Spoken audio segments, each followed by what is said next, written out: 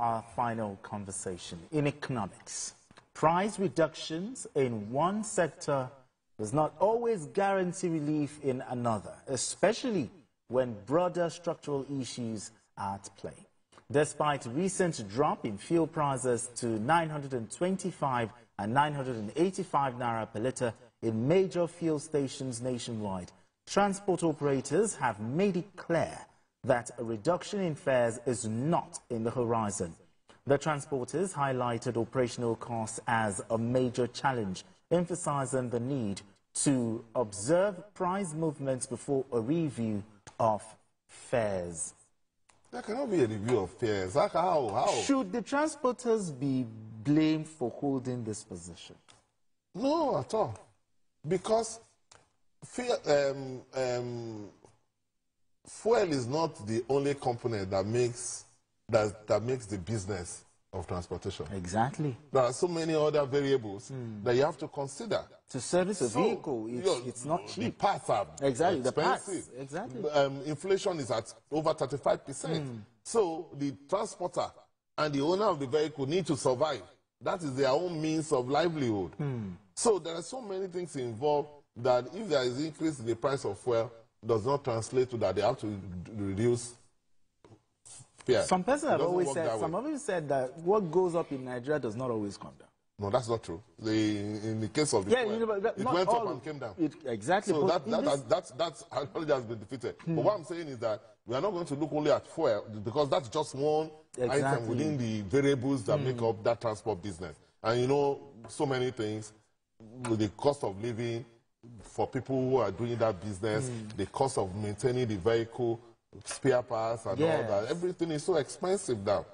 Everything is so expensive. So, and they are going to get that money from the proceeds of that fare. So that is, I can understand where they are coming from. So who will come to the aid of the commuters now?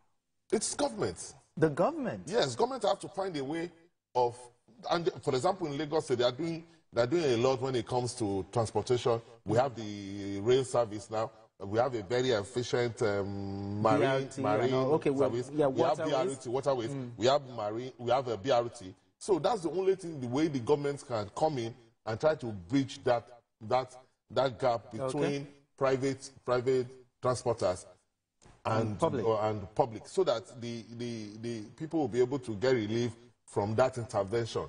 But if we rely on people who are struggling to make ends meet, and we think that's the people that will solve the economic realities of our Nigerian people, it won't work.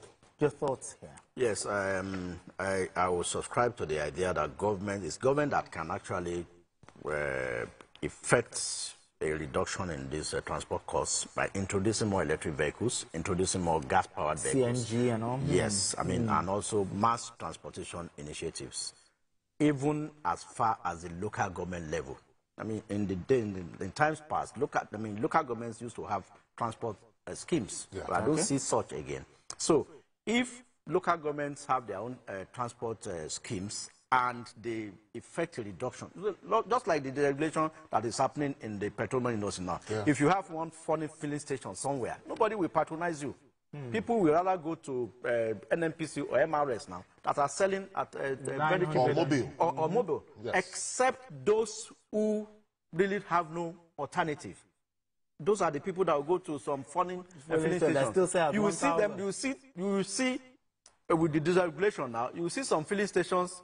They have fuel, but just see maybe one Okada or Keke Marwa queuing there. Whereas at MRS, NNPC and Mobil, you will see long queues. Long queue because they sell at, just on Amobi Bello here, you will see queues at MRS. But go somewhere else, they are selling fuel. Nobody is going there. Because you can't even trust their pump. Exactly. Even when they are selling at maybe 970 or 1,000, you can't trust their pump. But is there ever a time when reduction in petrol cost... So we are part of the problem. Is there ever a time when reduction in petrol cost will, translate to if it is significant. For commuters? The drop we are seeing now... It comes out to like 500. It's not significant. It comes out to like 500. Yes, like that. Or 600. No. Well, probably if it drops by about 100 or 200 100 or 200 naira. Yes, we might have a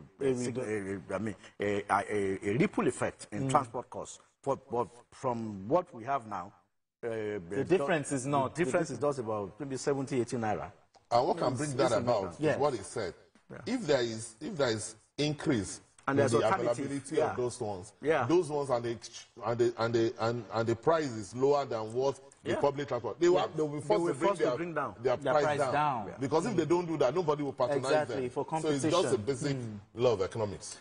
All right, it's a fine place for us to leave it. Majid Jamiu, thank you so much. As always, appreciate you for having this conversation with us. Thank you.